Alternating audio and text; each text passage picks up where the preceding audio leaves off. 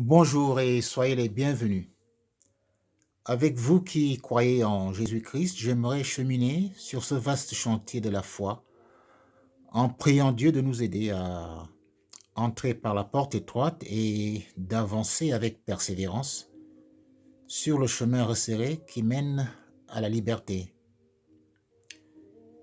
Aujourd'hui, d'entrée de jeu, laissez-moi vous poser cette question. Comment pouvez-vous être sûr que ce Jésus n'est pas un personnage légendaire? Comment savez-vous qu'il ne s'agit pas d'un mythe? La question est légitime au vu du récit fantastique que nous livre l'Évangile. Voilà un homme au parcours atypique qui a été miraculeusement conçu par une jeune vierge, un homme qui se déclare fils de Dieu, un homme qui pendant les 3 ans et demi de son ministère va accomplir des œuvres extraordinaires, allant même jusqu'à ressusciter les morts. Un homme crucifié qui est revenu à la vie 3 jours après sa mort, se montrant à ses disciples pendant 40 jours.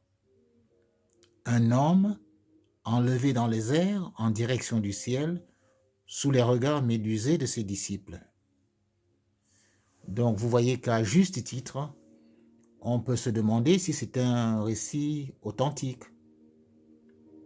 Avons-nous bâti notre foi sur une légende? Sinon, comment savoir de façon certaine que Jésus n'est pas un personnage mythique? Si vous êtes chrétien, la preuve vous en incombe parce qu'elle n'est pas supposée, cette preuve, être ailleurs qu'en vous-même. J'explique. La Bible dit que Christ a été mis à mort quant à la chair et rendu vivant quant à l'esprit. Autrement dit, Christ est toujours vivant, mais d'une manière qui n'a plus rien à voir avec sa condition charnelle passée. Nous lisons aussi que si par le passé nous avons connu Christ selon la chair, maintenant nous ne le connaissons plus de cette manière-là. Voilà pourquoi il est écrit dans le livre des Romains que le dernier Adam est devenu un esprit vivifiant. Et justement, c'est ce Jésus devenu esprit vivifiant qui nous intéresse aujourd'hui. C'est en lui que réside la preuve du Jésus historique.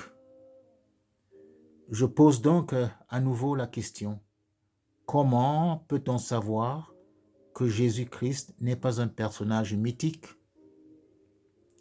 Cette preuve vient de Jésus lui-même. Cette preuve est interne et subjective, c'est-à-dire qu'elle se grave de manière puissante, vivante et indélébile dans la conscience de tout individu sincère et persévérant qui remplit la condition que Jésus lui-même a émise, à savoir, je cite, « Celui qui a mes commandements et qui les garde, c'est celui qui m'aime, je l'aimerai et je me ferai connaître à lui. » Autrement dit, je me révélerai, je me manifesterai, je me dévoilerai à lui. Il continue en disant, « Si quelqu'un m'aime, il gardera ma parole et mon Père l'aimera. Et nous viendrons à lui et nous ferons notre demeure chez lui. » Je cite là Jean 14, verset 21 et verset 23. Donc, toute personne qui cherche la preuve que nous n'avons pas été mystifiés à propos de Jésus devra relever ce défi. Voyez-vous, quand les conditions sont réunies, Jésus lui-même prouve sa réalité en venant par le Saint-Esprit habiter dans ses disciples. Et il ne vient pas en catimini, à notre insu. Il se fait connaître, il se manifeste. Et vous ne pouvez pas dire que vous ne savez pas. Vous ne pouvez pas ne pas savoir. C'est une preuve concrète. Maintenant, il faut bien comprendre qu'il n'est pas donné au monde entier d'expérimenter cette réalité. Jésus a dit à ses disciples, « Encore un peu de temps, et le monde ne me verra plus, mais vous, vous me verrez, car je vis, et vous vivrez aussi. » Ça, c'est Jean 14, verset 19.